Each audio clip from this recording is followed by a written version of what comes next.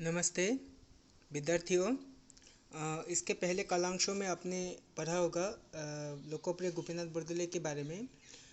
किताब ना होने की वजह से मेरे इस पाठ में थोड़ी दिक्कतें आ रही हैं, फिर भी लोकोप्रिय गोपीनाथ बरदले के ऊपर जितने भी संक्षिप्त विवरण है उस बारे में मैं बताना चाहूँगा कि लोकोप्रिय गोपीनाथ बरदले एक महान व्यक्ति थे और वे असम क्षेत्र के एक महानुभव और एक बहुत बड़े महान कलाकार भी थे। और वे हमारे असम क्षेत्र के जो पहले स्वतंत्रता संग्राम के बाद वो पहले क्या थे, हमारे असम के पहले मुख्यमंत्री थे। उन्हें प्रधानमंत्री के नाम से भी जाना जाता है कि असम का पहला प्रधानमंत्री कौन है। असम का पहला प्रधानमंत्री, अगर तुम्हें कोई पूछे कि असम का पहला प्रधानमंत्री कौन है तो तुम लोग ये झिझकना मत कि असम में कैसे प्रधानमंत्री हो सकता है। प्रधानमंत्री कहाँ होता है? प्रधानमंत्री देश में होता है, प्रधानमंत्री राज्य में नहीं होते। लेकिन उन्हें असम के प्रधानमंत्री के नाम से भी उन्हें क्या किया गया है, एक विशेष रूप दिया गया है। और असम क्षेत्र के मुख्यमंत्री कौन थे पहले? वे थे लोकप्रिय गोपीनाथ बरदले जी।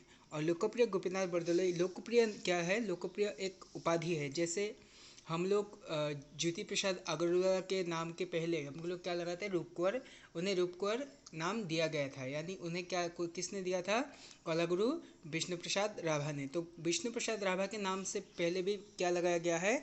कलागुरु लगाया गया है। उसी प्रकार हमारे जैसे असम के महान संत या महापुरुष है शंकरदेव, माधवदेव, तो शंकरदेव के नाम से भी पहले क्या लगाया गया है? महापुरुष। उसी प्रकार हर किसी व्यक्ति के नाम पे जो महान है उन प्रकार किसी किसी व्यक्तियों के नाम पे आगे क्या लगाया? कुछ उपाधि लगाया गया है। उसी प्रकार महात्मा गांधी है, गांधी जी यानी उनका पूरा नाम क्या है? मोहनदास करमचंद गांधी। उसी प्रकार महात्मा गांधी के नाम पे महात्मा उपाधि दिया गया। महात्मा उपाधि किसने दिया था? महात्मा उपाधि रविंद्रनाथ ठाकुर ने दिया था। रविंद्रनाथ ठाकुर कौन थे? हमारे विश्व कवि के नाम से वे जाने जाते हैं। तो इस पाठ में आप लोगों ने पढ़ा कि लोकप्रिय गोपीनाथ बरदले का जन्म कब हुआ, कहाँ हुआ। वे कहाँ के थे? वे हमारे निकेतन के समीप एक ऐसी जगह कौन सा है जो अभी नौगांव जिले के अंतर्गत आता है। लेकिन एक समय वो क्या होता था, एक समय हम लोग के मोरीगांव के समीप ही है। तो नौगांव जिले के समीप रहा नामक स्थान में उनका क्या हुआ था? जन्म हुआ था। तो लोकप्रिय गोपीनाथ बरदले जी महान हस्ती होने के बावजूद वे लेखक भी थे, फुटबॉल भी खेलते थे। वो सब आप लोगों ने पाठ में पढ़ा होगा। तो आज इस कालांश में हम लोग पढ़ेंगे प्रश्न उत्तर। तो यहाँ में आए हैं, आओ गोपीनाथ बरदले के बारे में अपने शब्द में बताएं। तो गोपीनाथ बरदले के बारे में शब्द में बताएं, तो ये आप लोग कर लोगे।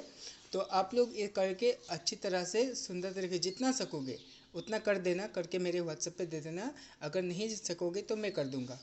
तो दूसरा प्रश्न है, पूर्ण वाक्य में उत्तर दो। पूर्ण वाक्य में उत्तर दो क्या है?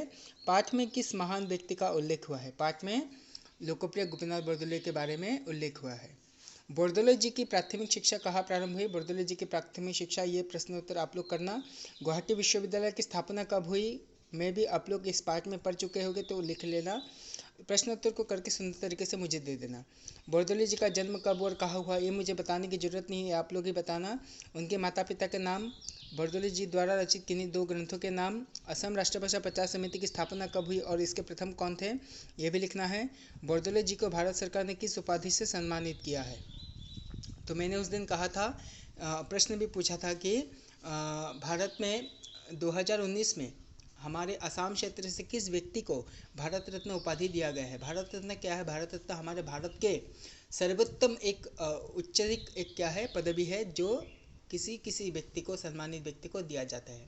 मैंने और एक प्रश्न पूछा था कि भारत असम क्षेत्र के किस व्यक्ति को यानी जैसे हमारे प्राक्तन मुख्यमंत्री है तरुण गोगोई जी, उनको क्या दिया गया था? कौन सा सम्मान दिया गया था? उनको पद्म भूषण सम्मान दिया गया था।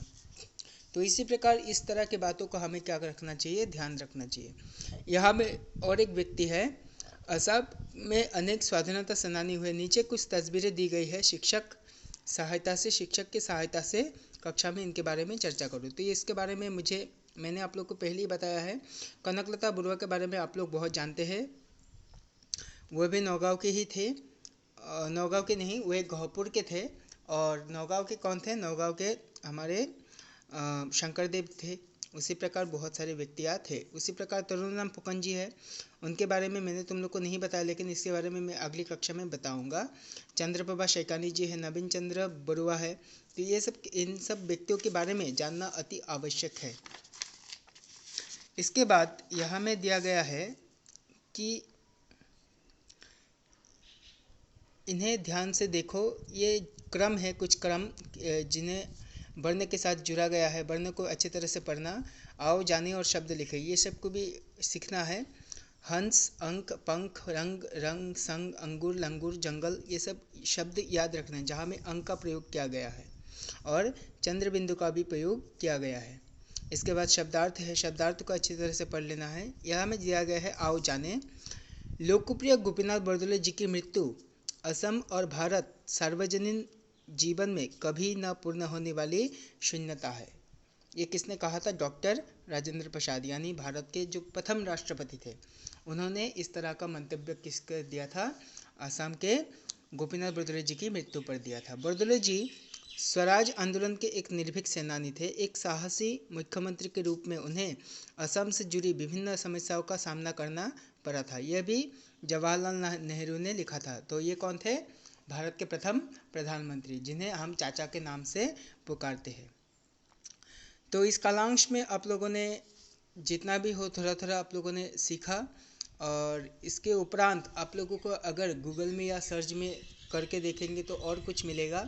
तो आप लोग ज़रूर इसको ट्राई करना, करके देखना। तो आज के लिए इस कालांश को हम यही समाप्त करेंगे। नमस्ते।